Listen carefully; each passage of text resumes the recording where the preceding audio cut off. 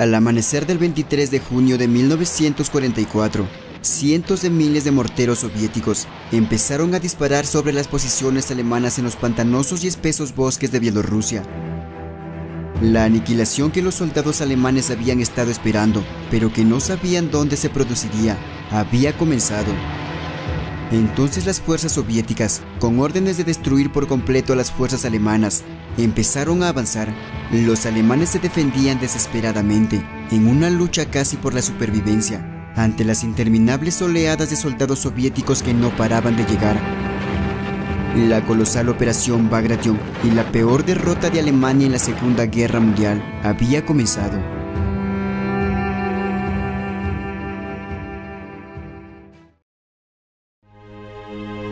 Seis meses antes de esta brutal operación, por primera vez en la historia, los tres líderes de los países que encabezaban la lucha en la Segunda Guerra Mundial contra los países del eje, Joseph Stalin, Franklin Roosevelt y Winston Churchill, se habían reunido en Teherán, la capital de Irán, para discutir asuntos políticos sobre la situación del mundo en ese entonces, pero sobre todo para planear cómo derrotar al Tercer Reich. Aunque hubo mucha tensión y desconfianza entre estos tres líderes en aquella reunión, al final llegaron a un acuerdo. Churchill y Roosevelt, con mucha desconfianza, le revelaron a Stalin cuándo y dónde se llevaría a cabo la Operación Overlord, más conocida como el Día D. Entonces Stalin dijo que también lanzaría una operación conjunta con la Operación Overlord, para así dividir a las fuerzas alemanas en ambos frentes. Cabe decir que Moscú, desde que inició la Operación Barbarroja, había estado presionando a los aliados occidentales para que abrieran un segundo frente, para así dividir a las fuerzas alemanas, y ahora lo que Stalin estaba deseando se había cumplido.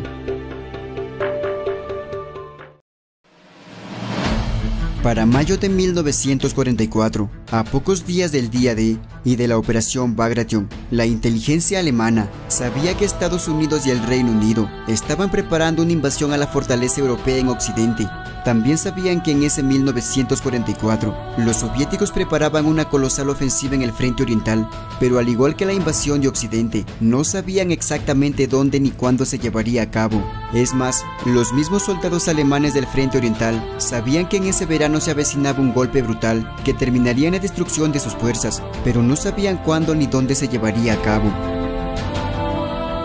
Para ese junio de 1944, a pesar de las derrotas que los alemanes habían sufrido ante los soviéticos, aún seguían resistiendo ferozmente, puesto que su frente se extendía desde los alrededores de Leningrado, en la costa del mar Báltico, hasta Odessa, a las orillas del mar Negro. Eran más de 2000 kilómetros de frente que tenían que defender. Sin embargo, a nivel táctico, los alemanes siempre fueron los mejores, y en esa batalla lo demostraron, causando muchas bajas a las fuerzas soviéticas, pero a nivel operacional estaban débiles, ya que no contaban con blindados, y muchas de las divisiones del Grupo de Ejército Centro, a la cual los soviéticos tenían planeado destruir, habían sido reducidos drásticamente, ya que el Führer creía que los soviéticos lanzarían su ofensiva por Kovel, en Ucrania, por lo que ordenó transferir grandes cantidades de tropas, blindados y armamento que se encontraban en Bielorrusia hacia Ucrania, ignorando que la verdadera invasión sería por los bosques de Bielorrusia.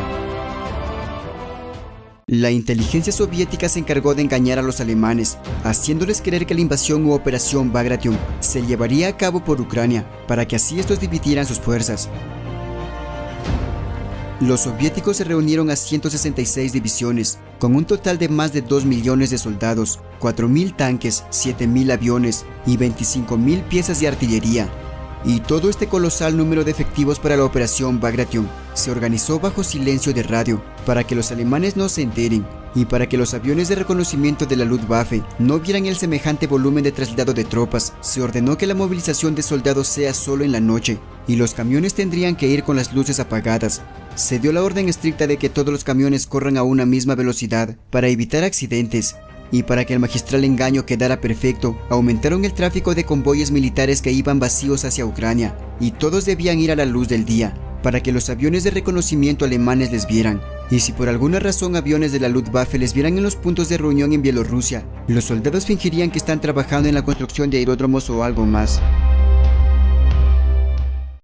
Pero en Bielorrusia se encontraba el Grupo de Ejército Centro alemán, con más de 800.000 soldados alemanes, 800 tanques, 1000 aviones y 10.000 piezas de artillería, un número muy inferior que las fuerzas soviéticas.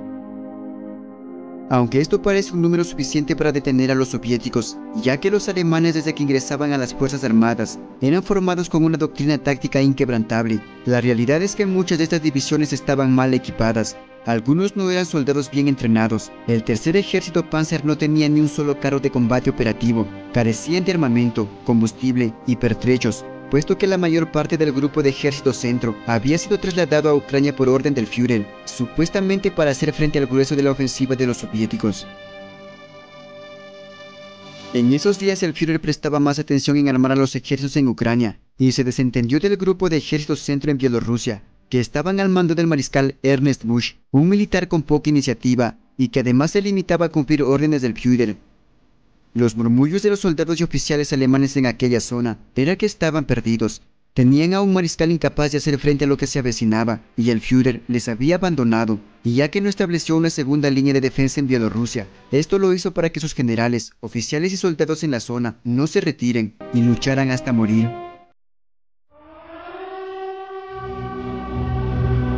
You will bring about the destruction of the German war machine, the elimination of Nazi tyranny over the oppressed peoples of Europe. I have full confidence in your skill in battle. The eyes of the world are upon you. En la madrugada del 6 de junio de 1944, las sirenas alemanas en las costas francesas de Normandía empezaron a sonar, puesto que en los cielos se divisaban a cientos de aviones que en primer momento empezaron a soltar paracaidistas explosivos, luego empezaron a arrojar a soldados paracaidistas. Los estadounidenses, británicos y sus aliados habían iniciado la invasión. Al amanecer, los soldados alemanes que resguardaban el muro atlántico en la zona de Normandía vieron mar adentro a miles de barcos, con cientos de miles de soldados listos para desembarcar. El factor sorpresa de los aliados les valió para establecer una cabeza de playa. Las tropas alemanas se batían en retirada. Miles murieron y otros miles fueron capturados. Eran las primeras derrotas de los alemanes en el frente occidental, pero lo peor estaba por venir.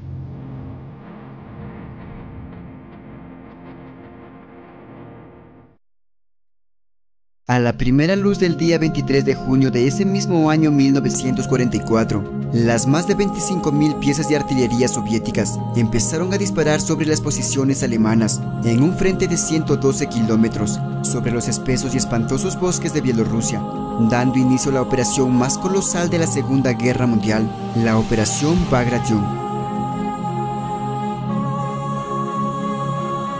En un principio Stalin fijó el 22 de junio para el inicio de la operación, ya que ese día se conmemoraba un año más en que los alemanes iniciaron la guerra con la Unión Soviética, pero por algunos problemas se tuvo que retrasar un día. El nombre de la operación fue en honor a Piotr Ivanovich Bagration, general zarista que se ganó un espacio en la historia por luchar en las guerras napoleónicas. La operación Bagration empezó con intensos disparos de artillería, luego con un avance coordinado de la infantería y blindados, cubiertos por la fuerza aérea. Los soldados alemanes, que literalmente eran solo infantería, se defendían desesperadamente. No tenían los recursos para proteger una línea de 112 kilómetros, y para colmo, el líder del grupo de ejército centro, el mariscal Ernst Busch, cuando comenzó el ataque, se encontraba de licencia en Alemania, por lo que tuvo que volver rápidamente a su cuartel general en Minsk. El alto mando alemán había estado tan seguro que, por esa parte de Bielorrusia, no se llevaría a cabo el grueso del ataque. Es más, cuando soldados alemanes que estaban en esa zona vieron e informaron de la numerosa presencia militar de tropas soviéticas llegando a la zona, el alto mando no les hizo caso. Estaban seguros que la ofensiva se daría por Ucrania. Cuando el mariscal de campo Busch llegó a su cuartel y vio la alarmante situación, alertó al alto mando, pero estos le dijeron que esté tranquilo, solo son ataques locales. El alto mando alemán estaba confiado, ya que sus fuerzas habían repelido 2 ataques soviéticos anteriormente, que habían intentado cortar las comunicaciones entre los ejércitos sur y ejércitos norte. Para cuando el Führer y su alto mando se dieron cuenta de la gravedad de la situación, ya era demasiado tarde. Los soviéticos se habían roto las líneas que defendían el grupo de ejército centro y fueron creando cercos. Los soldados alemanes desesperados comenzaron a dividirse en pequeños grupos para romper los cercos y así poder volver a sus líneas. Pero esto causó aún mucho más la descomposición de los ejércitos centroalemanes. Las oleadas tras oleadas de tropas soviéticas no paraban de llegar, por lo que los alemanes, con el temor de ser cercados como en Stalingrado, empezaron a escapar solo con sus fusiles y pistolas, siendo presas fáciles para las bien equipadas tropas soviéticas. El alto mando alemán desesperado reemplazó al mariscal Ernst Busch por el mariscal Walter Model, insinuando que este cambiaría la situación, pero ya era demasiado tarde. Los soviéticos, con sus nuevas tácticas de guerra, habían roto brechas en el frente alemán y habían penetrado a gran profundidad con muchas de sus divisiones, creando bolsas y así aniquilando por completo a los soldados alemanes. Pero en un principio, los soldados alemanes entablaron una resistencia feroz, infringiendo grandes cantidades de bajas hacia los soviéticos. Aunque hay mucha controversia en las cifras, durante la operación Bagration, los soviéticos perdieron a más de 700.000 soldados, mientras que los alemanes perdieron a 600.000, y en la guerra aérea, la Luftwaffe con sus 1.000 aviones, contra 7.000 aviones soviéticos, derribaron a 1.600 de la Fuerza Aérea Soviética. Esto es una muestra clara de la calidad de pilotos y soldados que tenía el Tercer Reich. Sin embargo, la superioridad numérica de las fuerzas soviéticas terminó por destruir por completo al grupo de ejército centro, una pérdida irreversible para los alemanes, de la cual nunca se pudieron reponer. Fue una de las peores derrotas de los alemanes en la Segunda Guerra Mundial. Para cuando terminó la operación Bagration, es decir, el 19 de agosto de 1944, los soviéticos habían llegado a las afueras de la capital de Polonia, Varsovia, y los alemanes se batían en retirada hacia su país. Pero la lucha aún no terminaba. El Führer estaba dispuesto a resistir hasta el final, por lo que la Segunda Guerra Mundial aún estaba lejos de terminar, y muchos hombres murieron peleando por lo que en ese entonces creían era lo correcto. Bueno amigos, hemos llegado al final de este video. Si te gustó, apóyame dejando un like, un comentario y suscribiéndote al canal. Mi nombre es Franklin. Recuerden que nuestro honor debe ser nuestra lealtad. Hasta la próxima.